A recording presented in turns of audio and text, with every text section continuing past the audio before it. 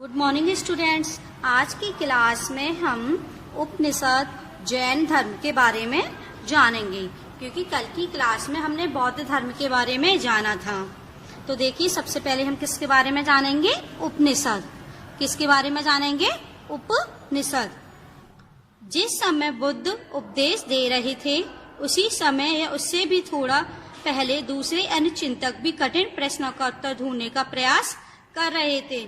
मतलब जिस समय भगवान बुद्ध ज्ञान की खोज में गए थे और अब उन्होंने जब ज्ञान प्राप्त कर लिया था, उस ज्ञान को जब वे लोगों को उपदेश के रूप में दे रहे थे, तब उससे पहले या उस समय मतलब बहुत से विचारक ऐसे थे जो कठिन प्रश्नों का हल ढूंढ रहे थे। अब उनके कठिन प्रश्न क्या थे कि मृत्यु के बाद लोग अपना जीवन कैसे यापन करते हैं, या इस जीवन में ऐसे कोई भी चीज या ऐसे कोई भी ये कि जो स्थायी है, जो मरने के बाद भी उस जीवन में रहता है। तो वे उन प्रश्नों का हल ढूंढ रहे थे। उनमें से कुछ मृत्यु के बाद के जीवन के बारे में जानना चाहते थे, जबकि अन्य यज्ञों की उपयोगिता के बारे में जानने को उत्सुक थे। मैंने अभी आपको बताया था कि मतलब कुछ विचारक ऐसे थे जो मृत्यु के बाद के जीवन को जानना चाहते थे कि लोग जीवन यापन कैसे करते हैं मृत्यु के बाद, और लेकिन कुछ लोग यज्ञों की उपयोगिता के बारे में जानना चाह रहे थे। इनमें से अधिकांश चिंतकों का यह मानना था कि इस विश्व में कुछ तो ऐसा है जो कि स्थायी है और जो मृत्यु के बाद भी बचा रहता है। अभी मैंने आपको बताया था कि मतलब एक इन प्रश्नों का हल ढूंढ रहे थे कि जब किसी व्यक्ति की जीवन का अंत हो जाता है, अर्थात उसकी मृत्यु हो जाती है, तो उसके बाद भी उसके कुछ अंश इस दुनिया में रह जाता है। उन्होंने इसका वर्णन आत्मा तथा ब्रह्म अथवा सार्वभौम आत्मा के रूप में किया है। और उन्होंने जब अपने प्रश्न का हल ढूंढा तो उन्होंने क्या पाया कि किसी व्यक्ति या किसी मनुष्य की आत्मा है जो इस दुनिया में स्थायी है, कि मतलब मनुष्य का शरीर तो जल जाता है लेकिन आत्मा कभी नहीं मरती है। उन्होंने आत्मा, ब्रह्म अथवा सार्वभौम आत्मा के रूप में इसको व्यक्त किया है। वे मानते थे कि अंततः आत्मा तथा ब्रह्म एक ही हैं। वे क्या मानते थे कि जो मनुष्य की आत्मा, किसी व्यक्ति की जो आत्मा है, और ब्रह्म जो भगवान है, वो क्या है? एक ही है, क्योंकि हर मनुष्य के शरीर के अंदर किसका वास होता है? एक भगवान का। ऐसे कई विचारों का संकलन उपनिषदों में हुआ है, और ये सब विचारे हैं कहाँ संकलित हुए हैं? उपनिषद में। उपनिषद उत्तर वैदिक ग्रंथों का हिस्सा थे। मतलब जो उपनिषद, जो वैदिक ग्रंथ जैसे ऋग्वेद के बाद जो लिखे गए थे, अथर्ववेद, सामवेद वगैरह, ये सब क्या थे? जो गंगा के किनारे, किसी नदी के किनारे जिन वेदों की रचना हुई थी, वे क्या है? उत्तर वैदिक ग्रंथ। तो उपनिषद उन्हीं का एक हिस्सा है। उपनिषद का शाब्दिक अर्थ है गुरु के समीप बैठना। उपनिषद का शाब्दिक अर्थ क्या है? गुरु के समीप बैठना। इन ग्रंथों में अध्यापकों और विद्यार्थियों के बीच बातचीत का संकलन किया गया है, और इन ग्रंथों में किसका वर्णन किया गया है? जैसे कि एज ए स्टूडेंट और एक टीचर का। जो प्राचीन काल में हम उन लोगों को क्या बोलते थे? अध्यापक और विद्यार्थी। प्राय ये विचार सामान्य वार्तालाप के रूप में प्रस्तुत किए गए हैं, और इन विचारों को सामान्य भाषा मतलब सामान्य रूप में ही प्रस्तुत किया गया है। इसमें कुछ भी ना ही जोड़ा गया है, ना ही कुछ हटाया गया है। जैसे दो व्यक्ति आपस में बात कर रहे होते हैं, उनका वर्णन किया गया है।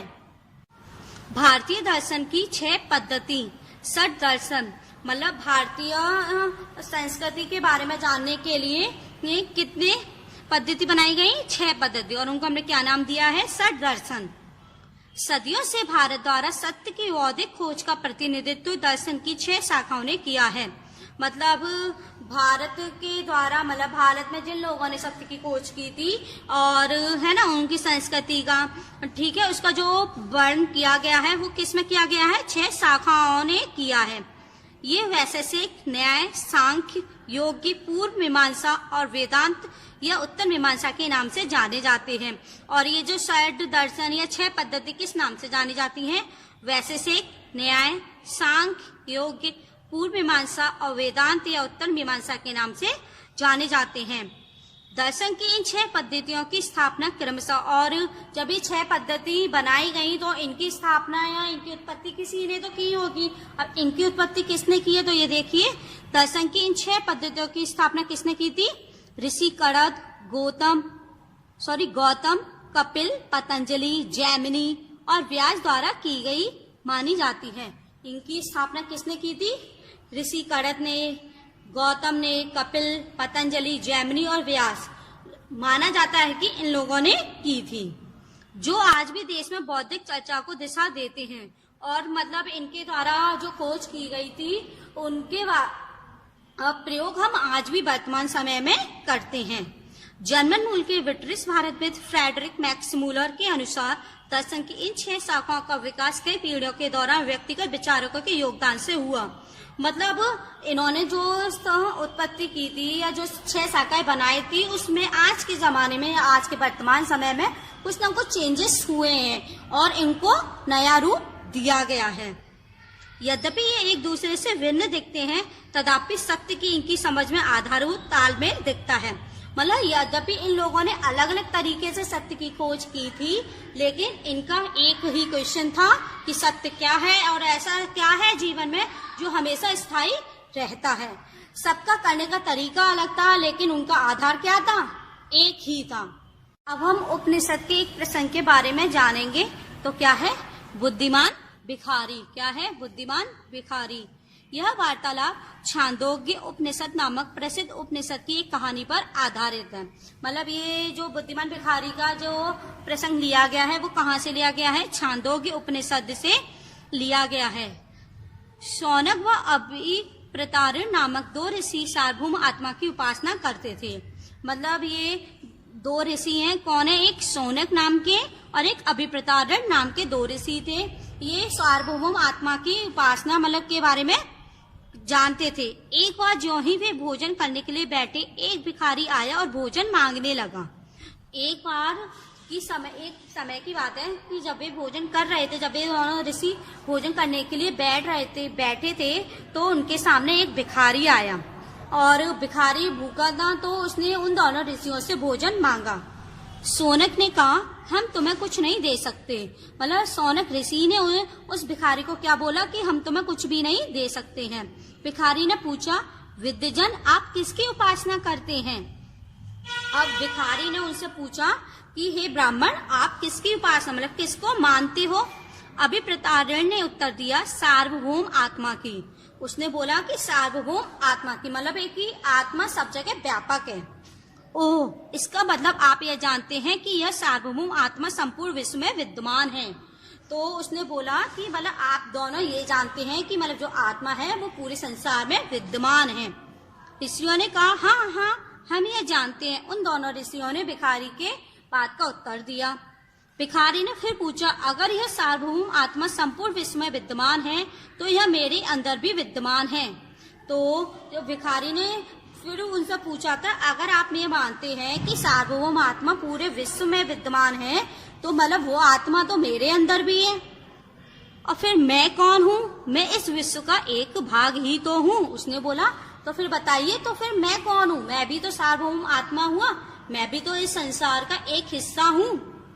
तुम सत्य बोलते हो युवा ब्राह्मण। तो दोनों ऋषियों ने उनसे क्या कहा था कि तुम सही बोल रहे हो, इसलिए हे ऋषियों, मुझे भोजन न देकर आप उस सार्वभौम आत्मा को भोजन देने से मना कर रहे हैं। तो उसने बोला था भिखारी ने उस ऋषियों से कि आप मुझे भोजन नहीं दे रहे हो, आप मुझे भोजन देने के लिए मना कर रहे हो, ये आप सोचते हो, लेकिन आप किसको मना कर रहे हो? सार्वभौम आत्मा को मना कर रहे हो। भिखारी की बात की सच्चाई जानकर ऋषियों ने उसे भोजन दे दिया। जब उन्हें अपनी गलती का एहसास हुआ तो उन्होंने उस भिखारी को भोजन दे दिया। इन चर्चाओं में भाग लेने वाले अधिकांशतः पुरुष ब्राह्मण तथा राजा होते थे। मतलब जो उपनिषद में अध्यापक और विद्यार्थी की जो वार्ता लिखी गई है वे कौन होते थे? पुरुष ही होते थे। और वे पुरुष कौन होते थे? ब्राह्मण होते थे या राजा होते थे। कभी कभी गार्गी जैसी स्त्री विचारकों का भी उल्लेख मिलता है, और लेकिन कभी कभी कुछ उपनिषदों को किसने लिखा है? स्त्रियों ने लिखा है। और वे स्त्री कौन सी है? गार्गी जैसी और स्त्री विचारक हैं। विद्वता के लिए प्रसिद्ध गार्गी राज दरबारों में होने वाले वाद विवाद में भाग लिया करती थी। मतलब वो इतनी विद्यमान थी, कौन? गार्गी इतनी विद्यमान थी कि वे राज दरबार मतलब किसी भी राजा के दरबार में अगर वाद विवाद होता था तो वे उसमें भाग लेती थी। निर्धन व्यक्ति इस तरह के वाद विवाद में बहुत कम ही हिस्सा लेते थे। मतलब जो व्यक्ति गरीब है, जिनके पास कुछ भी नहीं है, वे इस वाद विवाद में भाग नहीं लेते थे। इस तरह का एक प्रसिद्ध अपवाद सत्यकाम जावाल का है। मतलब एक प्रसिद्ध अपवाद है, ठीक है, और वो किसके बारे में है? सत्यकाम जावाल के बारे में है। सत्यकाम जावाल का नाम उसकी दासी माँ के नाम पर पड़ा।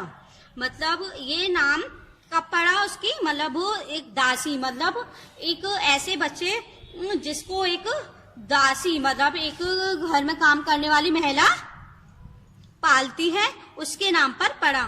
सत्यकाम के मन में सत्य जानने की तीव्र जिज्ञासा उत्पन्न हुई। अब सत्यकाम मतलब बुद्धिमान था या उसके मन में अचानक से सत्य जानने की एक तीव्र जिज्ञासा उत्पन्न हुई। गौतम नामक एक ब्राह्मण ने उन्हें अपने विद्यार्थी के रूप में स्वीकार किया, क्योंकि वे या तो ब्राह्मण थे या एक राजा थे, तो इसलिए उन्हें किसने स्वीकार किया विद्यार्थी के रूप में? एक ब्राह्मण ने स्वीकार किया, तथा वो अपने समय के सर्वाधिक प्रसिद्ध विचारकों में से एक बन गए, क्योंकि उन्हें जानने की उत्सुकता थी, है ना, तो वे क्या बन गए? आगे जाकर एक प्रसिद्ध विचारक बन गए। उपनिषदों के कई विचारों का विकास बाद में प्रसिद्ध विचारक शंकराचार्य के द्वारा किया गया, और कई उपनिषदों का मतलब उपनिषद तो लिख दिए गए थे, लेकिन उनमें कुछ सुझाव या कुछ बातों को अलग बनाया गया, तो वो किसने किया था? शंकराचार्य ने किया था, और जिसके बारे में तुम कक्षा 7 में पढ़ोगी, और जिनके बारे में हम कहाँ पढ़ेंगे? क्लास 7 में पढ़ेंगे। व्याकरण विद पाणिनि। पाणिनि का नाम तो अधिकतर लोगों ने सुना होगा कि पाणिनि कौन थे? पाणिनि एक विद्वान थे। कौन थे?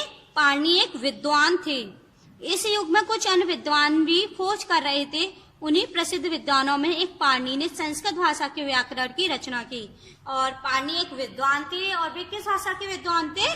संस्कृत भाषा के, और उन्होंने संस्कृत भाषा के व्याकरण की रचना भी की थी। उन्होंने स्वरों तथा व्यंजनों को एक विशेष क्रम में रखकर उनके आधार पर सूत्रों की रचना की।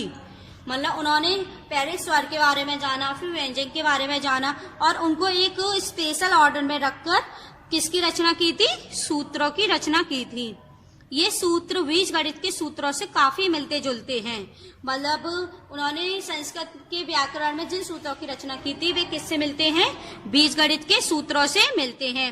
इसका प्रयोग कर उन्होंने संस्कृत भाषा के प्रयोगों के नियम लघु सूत्रों लगभग 3000 के रूप में लिखे, और इन्होंने संस्कृत भाषा के प्रयोग पर कितने रूप लिखे थे? 3000 रूप लिखे थे। अब हम जैन धर्म के बारे में जानेंगे। जैन धर्म क्या है? जैन धर्म।